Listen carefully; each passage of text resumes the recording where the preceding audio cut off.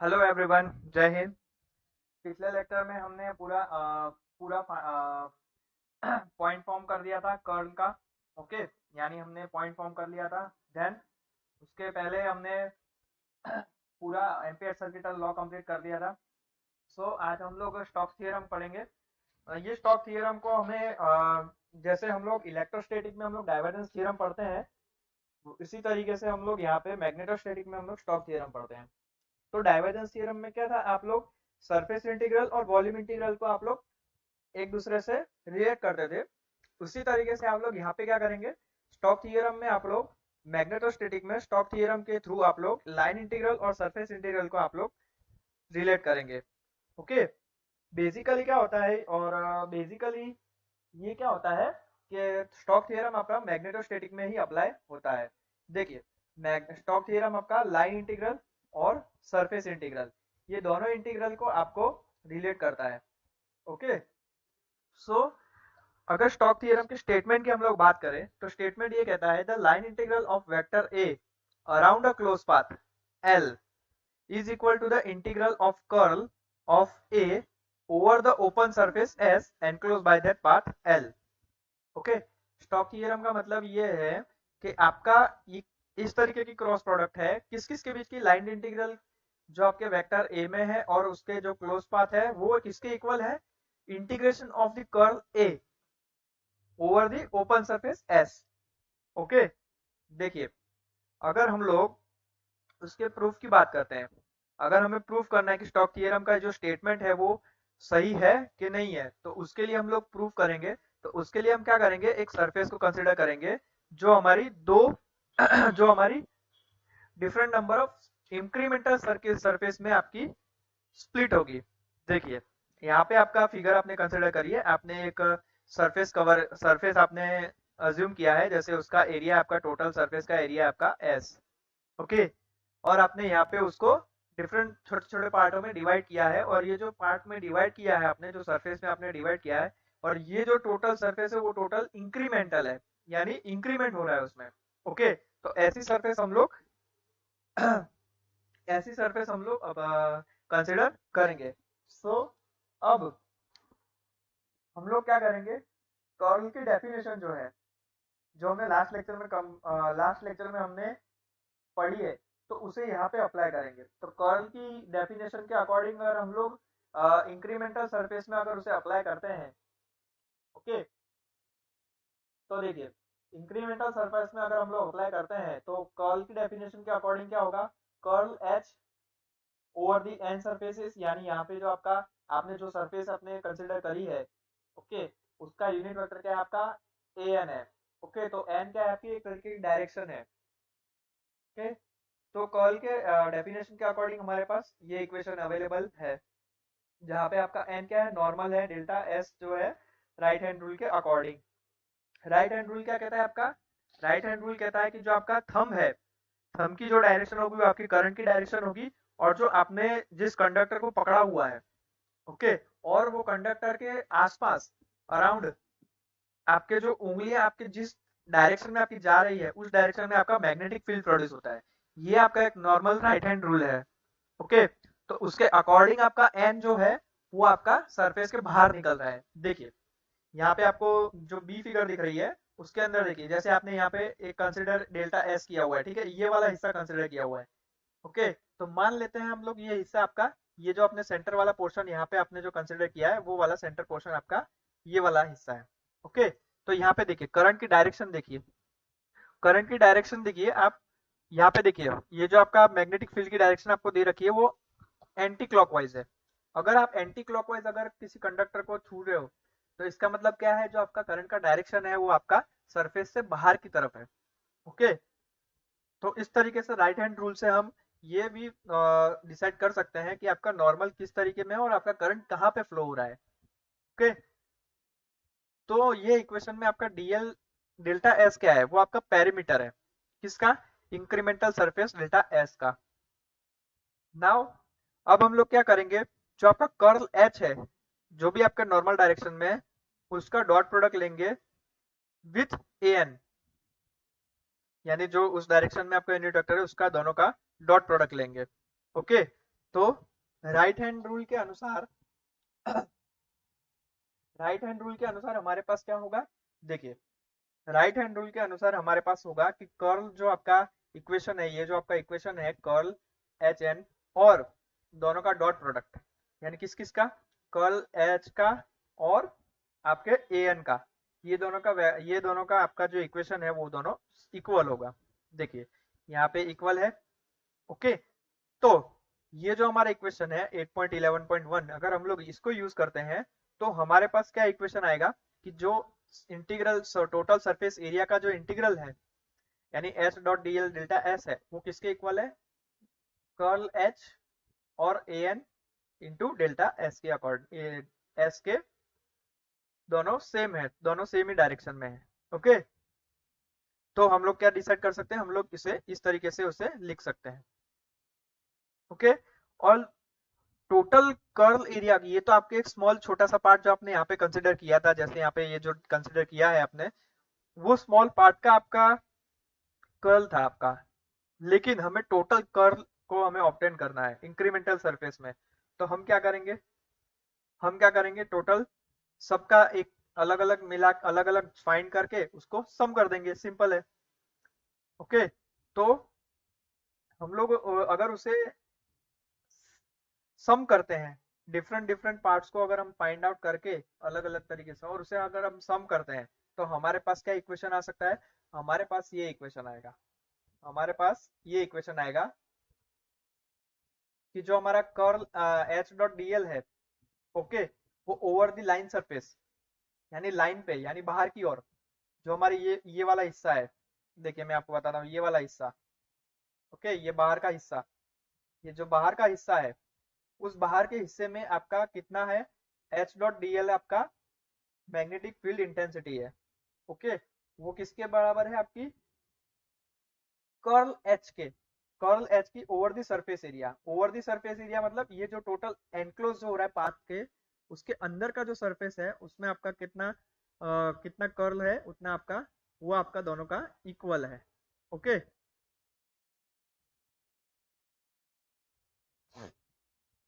तो ये आपका स्टॉक थ्योरम जो है वो आपका प्रूफ हो गया, उसका जो स्टेटमेंट था वो आपका प्रूफ हो गया। उसका स्टेटमेंट क्या होता है, उसका स्टेटमेंट क्या है कि line the line integral of vector A around the closed path L is equal to the integral of a curl of A over the open surface S enclosed by the closed path L, ये उसका statement था।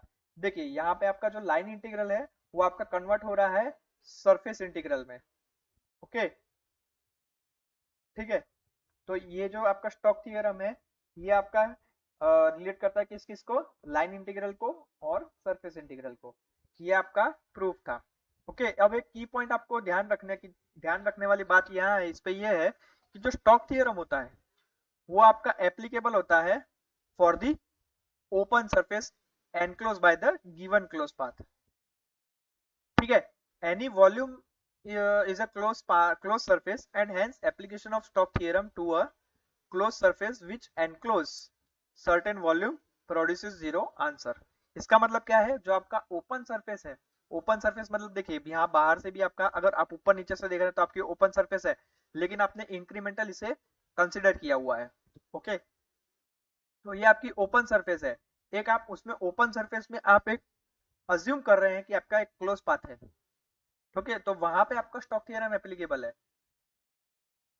जैसे ही आपका volume, कोई किसी volume को आप consider करते हो और उसे क्लोज सरफेस में रखते हो, तो ये जो क्लोज सरफेस, जो आपका क्लोज सरफेस में जितना वॉल्यूम है, ओके, वो उसमें आपका स्टॉक थ्योरम क्या क्या वैल्यू जनरेट करेगा, जीरो। यानी उसमें अगर आप किसी वॉल्यूम के, टोटल वॉल्यूम में अगर आप किसी सरफेस को कंसिडर कर रहे हो तो उसके अंदर जो आप स्टॉक थ्योरम को अगर अप्लाई करोगे तो आपका आंसर क्या आएगा, जीरो आएगा। ओके, ये आपको ये आपको ध्यान रखने वाली बात है। ओके, तो यहाँ पे हमारा स्टॉक थ्योरम कंप्लीट होता है। नाउ नेक्स्ट टॉपिक है हमारा मैग्नेटिक फ्लक्स और मैग्नेटिक फ्लक्स डेंसिटी। तो जैसे हमने इलेक्ट्रिक फ्लक्स और इलेक्ट्रिक फ्लक्स डेंसिटी वहां पे इलेक्ट्रोस्टैटिक में पढ़ी थी, उसी तरीके से हमें यहाँ पे भी मैग्नेटिक फ्लक्स और मैग्नेटिक फ्लक्स डेंसिटी हमें पढ़नी है। तो जैसे आपका मैग्नेटिक सॉरी इलेक्ट्रिक फ्लक्स था आपका E, ओके, और इलेक्ट्रिक फ्लक्स डेंसिटी थी आपका D। यहाँ पे आपकी मैग्नेटिक फ्लक्स डेंसिटी की आपकी B है, ओके, और मैग्नेटिक फील्ड इंटेंसिटी की आपकी H है। तो जैसे हमने वहां पे रिलेट किया था वैसे ही हम लोग यहाँ पे उस मैग्नेटोस्टैटिक में भी हम लोग ऐसे बी और एच को रिलेट करेंगे, ओके। तो हमने वहां पे इलेक्ट्रोस्टैटिक में हमने डी और ई को कैसे रिलेट किया था, D is equal to epsilon E, okay. तो यहाँ पे हम लोग बी और एच को कैसे रिलेट करेंगे, B is equal to mu H. यहाँ पे म्यू क्या है आपकी एक परमिएबिलिटी है, जो आपने सरफेस कंसिडर करी है, जो मीडियम आपने कंसिडर किया है उसकी परमिएबिलिटी है, ओके। म्यू की वैल्यू फ्री स्पेस के लिए, म्यू की वैल्यू आपकी क्या होगी, 4 pi into 10⁻⁻7 henry per metre, okay. तो हमारे पास फ्री स्पेस के लिए मैग्नेटिक फ्लक्स और डेंसिटी का रिलेशन क्या हो जाएगा, B is equal to mu zero H. जैसा वहां पे हमारा D is equal to epsilon zero E था, उसके जैसा हमारा यहाँ पे B is equal to mu zero H है, ओके। तो यहाँ पे मैग्नेटिक फ्लक्स डेंसिटी का यूनिट क्या रहेगा, वेबर पर मीटर स्क्वायर। इसीलिए हम लोग उसे कैसे डिफाइन करते हैं कि जो भी आपका यूनिट एरिया के अंदर, प्लेन में यूनिट एरिया के अंदर, ओके, आपका कितना फ्लक्स पास हो रहा है वेबर में, उसी को हम लोग क्या कहते हैं, मैग्नेटिक फ्लक्स डेंसिटी कहते हैं, ओके। अगर आपका फ्लक्स यूनिट एरिया में जो पास हो रहा है वो आपका फ्लक्स प्लेन के राइट एंगल नहीं होता, और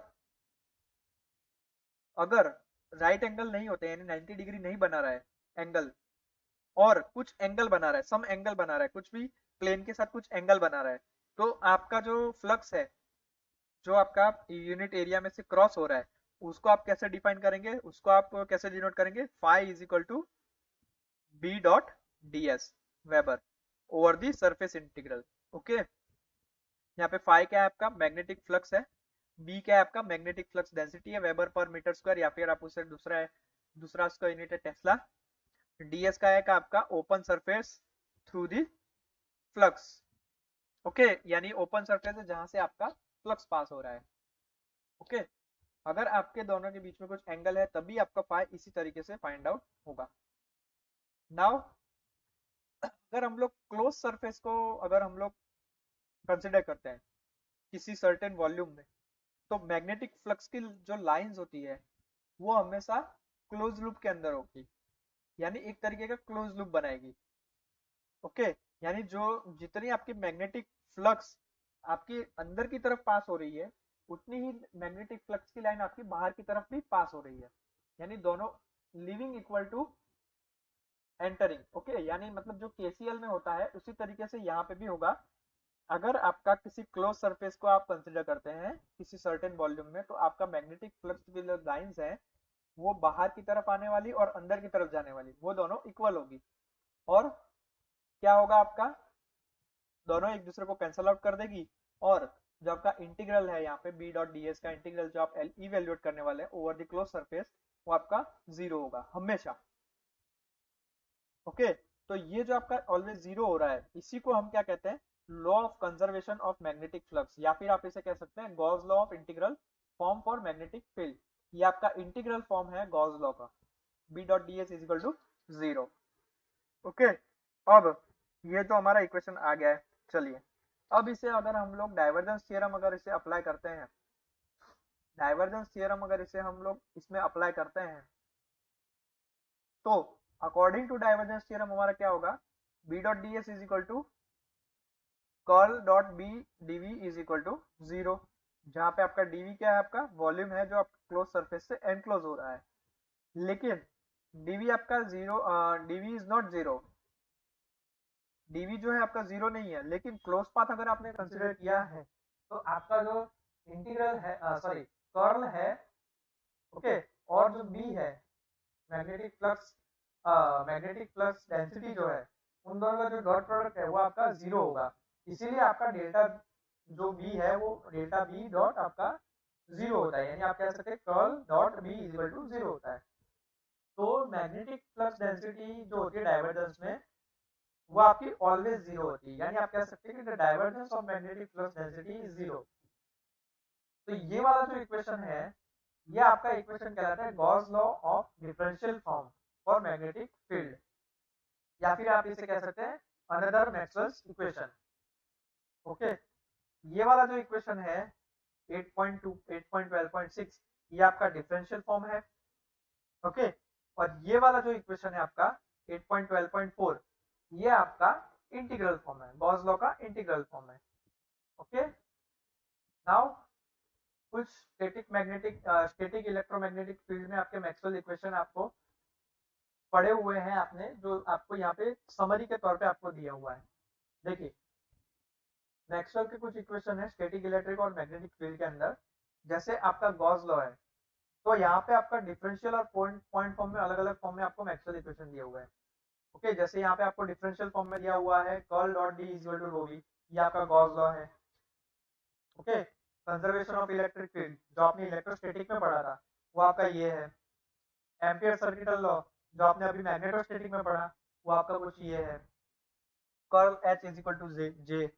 okay, single magnetic pole can not exist, यानी एक सिंगल मैग्नेटिक पोल कभी भी एग्जिस्ट नहीं कर सकता, तो उसका इक्वेशन क्या है आपका डिफरेंशियल फॉर्म में आपका ये इक्वेशन है आपका। ओके, नाउ कुछ इंटीग्रल फॉर्म में भी है आपका, तो इंटीग्रल फॉर्म में आपका क्या है ये देखिए, D dot D S is equal to rho B D V is equal to Q, ये आपका डाइवर्जेंस थ्योरम है। ई डॉट डी एल आपका ओवर द सरफेस इंटीग्रल आपका जीरो होता है। ओके, ये भी आपका law of conservation of electrofield electrofield है, इलेक्ट्रोस्टैटिक आप कह सकते हैं इसे, law of conservation of electrostatic. ठीक है, जैसे यहाँ पे मैग्नेटोस्टैटिक में आपका B dot D L is equal to zero था ओवर द सरफेस इंटीग्रल, वैसे आपका E dot D L is equal to यहाँ पे जीरो है। Okay, H dot D L आपका और जे डॉट डी एल आपका आई है, करंट के अकॉर्डिंग आपका एम्पियर सर्किटल लॉ है ये, पॉइंट फॉर्म में आप इसे कह सकते हैं इंटीग्रल फॉर्म में। ओके, और B dot D S is equal to zero है आपका। ओके, तो ये था कुछ हमारा मैक्सवेल इक्वेशन आपके थे, कुछ डिफरेंशियल फॉर्म में और कुछ आपके इंटीग्रल फॉर्म में, जो आप पहले भी पढ़ चुके हैं, जो हमने कवर अप किए हुए हैं। ओके, नाउ कुछ एप्लीकेशंस हैं फ्लक्स डेंसिटी की और फ्लक्स टू कोएक्सियल केबल के बीच में, तो हम लोग वो एप्लीकेशन भी देख लेते हैं। तो हम लोग एक कंडक्टर को कंसीडर करते हैं। देखिए, हम लोग क्या करते हैं, दो कंडक्टर कंसीडर करते हैं, एक कोएक्सियल केबल को कंसीडर करते हैं। ये आपका बाहर का कंडक्टर है, बाहर की सरफेस कह सकते हैं आप इसे, और ये जो आपका वो अंदर की सरफेस है। ओके, तो इसमें हम लोग क्या करेंगे, फ्लक्स ढूंढेंगे, फ्लक्स फाइंड करेंगे, इन दोनों कंडक्टर के बीच का फ्लक्स फाइंड करेंगे with the concept of flux density और फ्लक्स के कंसेप्ट में। ओके, तो यहाँ पे आपको फिगर में पूरा दिखा हुआ है, आपके जेड एक्सिस के अलोंग आपने इस कोएक्सियल केबल को रखा हुआ है, और जो आपके इनर पार्ट है आपका, उसका रेडियस आपका स्मॉल ए है, और जो जो आपके बाहर का आपका केबल है, ओके, और उसके बाहर के केबल के भी अंदर वाली रेडियस आपकी स्मॉल बी है, और जो आपका इनर पार्ट है, अंदर वाला पार्ट है, अंदर वाला केबल है, वो आपका डायरेक्ट करंट आपका वहां से पास हो रहा है, और वो किस डायरेक्शन में हो रहा है, वो जेड एक्सिस के अलोंग हो रहा है। देखिए, आपका ये अंदर की तरफ हो रहा है, यानी ये जो अंदर वाले हिस्से में, यानी स्मॉल ए वाले पार्ट में आपका जो करंट है वो अंदर की तरफ फ्लो हो रहा है, और जो बाहर है आउटर वाला एरिया है, और जो उसमें करंट फ्लो करा रहे हैं आप, वो आपका बाहर की डायरेक्शन में है। यानी जो दो करंट आपके फ्लो हो रहे हैं वो एक दूसरे के अपोजिट डायरेक्शन में फ्लो हो रहे हैं। अब जैसा हमने डिराइव किया था, जब हमने एम्पियर सर्किटल लॉ की जब हमने एप्लीकेशन देखी थी, तब उसमें जैसे हमने एच को डिराइव किया था in the region of A less than R less than B, तो उसके अकॉर्डिंग अगर हम लोग एच फाइंड करते हैं तो हमारे पास एच क्या आता है, हमारे पास एच ये आएगा, H is equal to I upon 2πr ampere पर मीटर। ओके, लेकिन हम ये रीजन में, हम लोग को ये वाले रीजन में अगर हमें जो केबल है, ओके, तो हमने यहाँ पे डाई इलेक्ट्रिक के तौर पे हमने एयर को कंसिडर किया था, तो यहाँ पे म्यू है जो वो म्यू जीरो के अकॉर्डिंग म्यू जीरो के इक्वल होगा। अगर हम लोग जो भी आपका डाई इलेक्ट्रिक, अगर उसको हम लोग एयर को हम कंसिडर करते हैं, तो तो बी और एच के रिलेशन के अकॉर्डिंग हम लोग बी कैसे फाइंड कर सकते हैं, B is equal to mu zero H. Okay, तो इस तरीके से हम लोग उसे फाइंड आउट कर सकते हैं in the region of A less than R less than B में। ओके, सो हम लोग यहाँ पे हमको फ्लक्स फाइंड करना है। हमारा मकसद क्या है, फ्लक्स फाइंड करना with the help of flux density. Okay, तो यहाँ पे अगर हम लोग लेंथ जो हमने कंडक्टर कंसिडर किया उसकी लेंथ अगर हम लोग स्मॉल डी कंसिडर करते हैं तो मैग्नेटिक फ्लक्स दो कंडक्टर के बीच में जो प्रोड्यूस हो रहा है इन दी लेंथ ऑफ डी, वो किस किस के बीच में है, आपका स्मॉल आर जो है वो आपका मतलब जो आपने रेडियस कंसिडर करी है वो आपके किस किस के बीच में होगी, आर इज इक्वल टू ए से लेके बी में, और जेड एक्सिस के लिए जेड एक्सिस के अलोंग है, इसीलिए जेड एक्सिस के लिए आपका जो भी आपका इंटीग्रेशन रहेगा वो जीरो से स्मॉल डी में रहेगा। ओके, अब मैग्नेटिक फ्लक्स कैसे हम लोग डिफाइन करते हैं, मैग्नेटिक फ्लक्स को हम डिफाइन करते हैं बी डॉट डी एस से ओवर द सरफेस इंटीग्रल। ठीक है, और यहाँ पे ds क्या है, आपका नॉर्मल प्लेन है in the direction of A phi. ठीक है, और उसके दोनों जो कोऑर्डिनेट्स है वो क्या है, dr dz है। तो ds हम लोग कैसे डिफाइन कर सकते हैं, ds is equal to dr dz a phi. Okay, तो ये वाली जो वैल्यू है ds की वो वैल्यू हम यहाँ पे रखेंगे फाई के इक्वेशन में। फाई के इक्वेशन में रखने के बाद हमारे पास क्या इक्वेशन आएगी, कुछ इस तरीके की, mu zero I upon two pi R A phi dot D R D Z A phi. Okay, अब ये ओवर द सरफेस इंटीग्रल था, यानी हमें सरफेस का पूरा लेना पड़ेगा, मद्देनजर रखना पड़ेगा। तो हमारे पास अगर हम लोग स्मॉल एरिया यानी अंदर वाला पार्ट अगर हम लोग कंसिडर करते हैं सिर्फ, यानी जो ये हमारा डाइलेक्ट्रिक वाला पार्ट है, ये जो हमारा खाली एयर वाला पार्ट है, अगर हम लोग उसे कंसिडर करते हैं और हमें वहीं पे ही मैग्नेटिक फ्लक्स को फाइंड करना है, ठीक है, तो हमारा जो इक्वेशन रहेगा वो z इज इक्वल टू हमारा रहेगा जीरो से लेके d और स्मॉल r का a से लेके b तक का। ओके, तो इसका हम लोग मैथमेटिकली अगर हम लोग इसे प्रूव करते हैं, मैथमेटिकली अगर हम लोग इसे सॉल्व करते हैं तो हमारे पास क्या इक्वेशन आएगी, mu zero I D upon two pi into L N B minus L N A, ये हमारे पास इक्वेशन आएगा इसका फ्लक्स का। ओके, तो हमारे पास क्या वैल्यू आएगी फ्लक्स की, अगर हम लोग कंसिडर करते हैं दो कोएक्सियल केबल को, तो हमारे पास फ्लक्स की क्या वैल्यू आएगी, दोनों कंडक्टर के बीच में हमारे पास फ्लक्स की वैल्यू आएगी mu zero I D upon two pi L N B by A weber. Okay, और हमें यही फाइंड करना था कि फ्लक्स दोनों के बीच में, ये जो हमने जो दो कंडक्टर कोएक्सियल केबल हमने लिए उसके बीच में आपका कितना इलेक्ट्रिक फ्लक्स प्रोड्यूस हो रहा है, वो कुछ हमारा इतना प्रोड्यूस हो रहा है, ये आपका आंसर है। ओके,